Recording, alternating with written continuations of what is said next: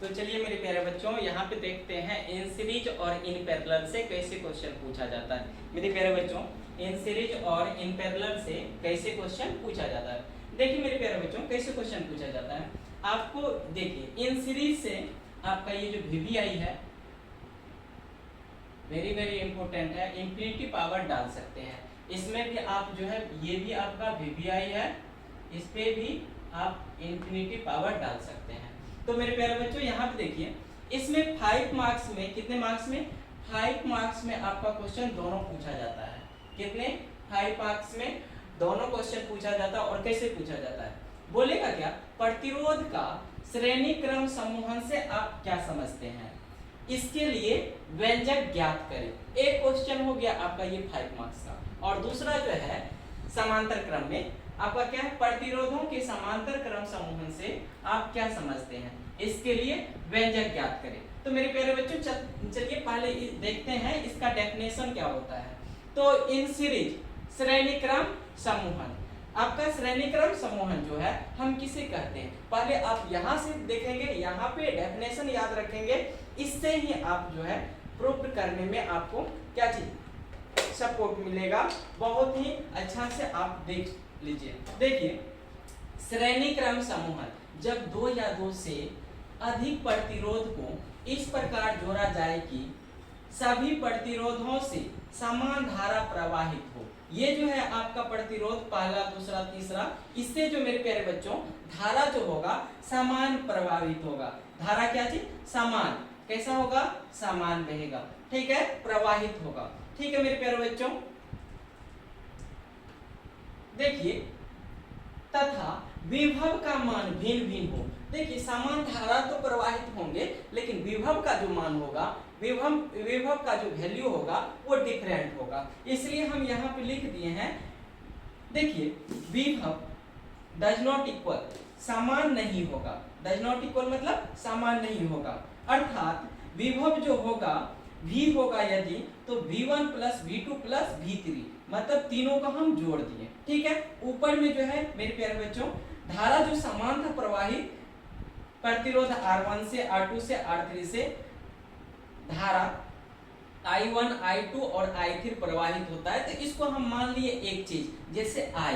ठीक है मेरे प्यारे बच्चों, यहाँ पे जैसे हम क्या लिख सकते हैं, V equals to V1 plus V2 plus V3। तो मेरे प्यारे बच्चों ओम के नियम से आप जानते होंगे V बराबर क्या होता है जी, V बराबर होता है आपका IR। क्या होता है मेरे प्यारे बच्चों, V बराबर IR होता है। ठीक है, तो इसलिए हम क्या लिख दिए, ये V के लिए आपका IR, और ये V1 के लिए I1 R1, और V2 के लिए I2 R2, और V3 के लिए I3 R3। ठीक है मेरे प्यारे बच्चों, चूंकि यहाँ पे देखिए धारा जो प्रवाहित होता है वह इक्वल है, समान प्रवाहित होता है, इसलिए हम यहाँ पे I1 I2 और I3 के प्लेस पे I से रिप्लेसमेंट कर दिए। क्या कर दिए, I से रिप्लेसमेंट कर दिए। और यहाँ पे आपका आ गया I, यहाँ पर भी I है, यहाँ पर भी I, कॉमन है तो कॉमन निकालिए, इधर भी IR था, तो ये I से ये I कैंसिल। तो मेरे प्यारे बच्चों आपका क्या हो गया, R equals to R1 plus R2 plus R3।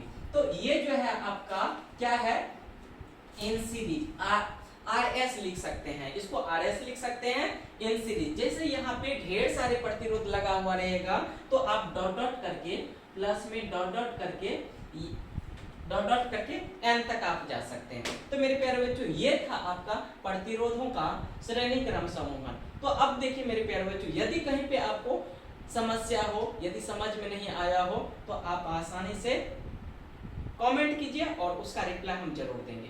मेरे प्यारे बच्चों अब देखिए यहाँ पे समांतर क्रम समूहन, तो इसमें क्या था, धारा जो था प्रवाहित जो हो रहा था वह इक्वल था। इसमें मेरे प्यारे बच्चों धारा जो प्रवाहित होंगे वह इक्वल नहीं होंगे, इसमें विभव इक्वल होंगे, जबकि आपका इसमें श्रेणी क्रम में आपका क्या था, विभव समान नहीं था, असमान था, अनइक्वल था। लेकिन आपका ये जो है समांतर क्रम समूहन में क्या होता है, विभव का जो डिफरेंट रेजिस्टेंस पे, प्रतिरोध पे विभव का वैल्यू समान ही होगा, लेकिन धारा का जो वैल्यू होगा क्या होगा, डिफरेंट होगा मेरे प्यारे बच्चों। तो चलिए डेफिनेशन देखते हैं। समांतर क्रम समूहन इन पैरेलल, जब दो या दो से अधिक प्रतिरोध को इस प्रकार जोड़ा जाए कि सभी प्रतिरोधों से प्रवाहित धारा का मान भिन्न भिन्न तथा प्रत्येक प्रतिरोध के विभव का मान समान हो तो इसे प्रतिरोधों का समांतर क्रम समूहन कहते हैं। बहुत ही आसान है मेरे प्यारे बच्चों, आप इतना याद रखेंगे, प्रत्येक प्रतिरोध पे जो है विभव का वैल्यू समान होगा, लेकिन धारा का जो वैल्यू होगा, धारा जो प्रवाहित होगा वह अनइक्वल होगा, समान नहीं होगा।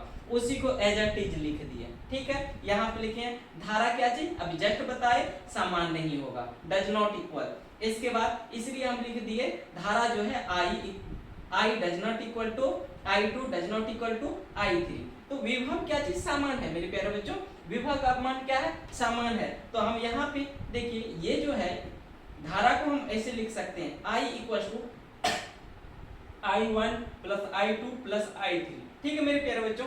यहाँ पे आप ओम्स लॉ का यूज करके आप यहाँ पे लिख सकते हैं I इक्वल टू होता है V बाय R। मेरे प्यारे बच्चों आप सीखे थे ओम्स लॉ में I इक्वल टू क्या होता है, V बाय R। ये I के लिए यहाँ पे V बाय R और यहाँ पे I1 के लिए V1 बाय R1 और I2 के लिए V2 बाय R2 और यहाँ पे I3 के लिए V3 बाय R3। तो मेरे प्यारे बच्चों यहाँ पे देखिए आपको पता होगा विभव जो है इक्वल है, तो V1 V2 V3 के लिए हमने क्या चीज सपोज किया, ये इक्वल है, समान है।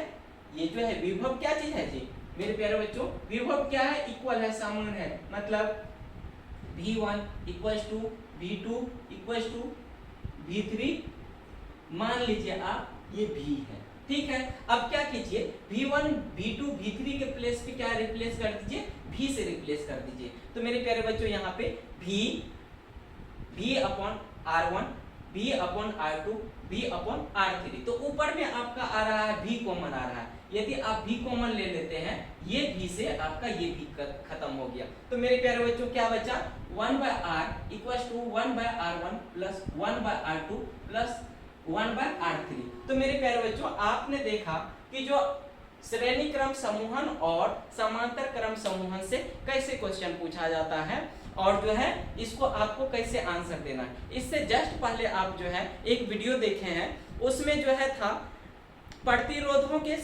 समूहन से आप क्या समझते हैं, वो आपका 2 मार्क्स में पूछता है, इसलिए उसको आप अच्छी तरह से उसको बढ़िया तरीके से लर्न कर लेंगे। मेरे प्यारे बच्चों आप देखिए फिर से रिवीजन कर लीजिए।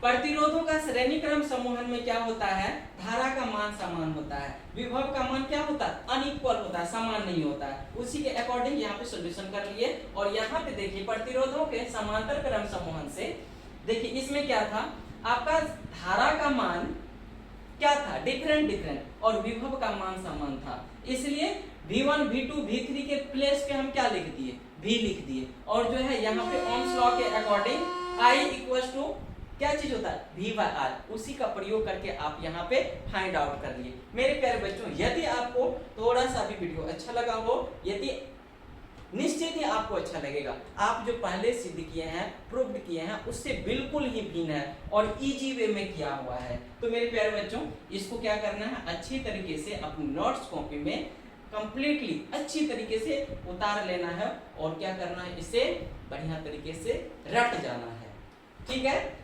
आएगा ही आएगा, दोनों में से कोई एक 5 मार्क्स में पूछा जाता है। तो यदि आपको टॉपर बनना है तो फिर अपने कंटेंट्स में इसको भी, ये दोनों क्वेश्चन को भी शामिल कर लीजिए। मेरे प्यारे बच्चों तब तक के लिए धन्यवाद, आपका दिन शुभ हो और नेक्स्ट मिलते हैं अगले वीडियो में और नए टॉपिक के साथ। Thank you, bye bye.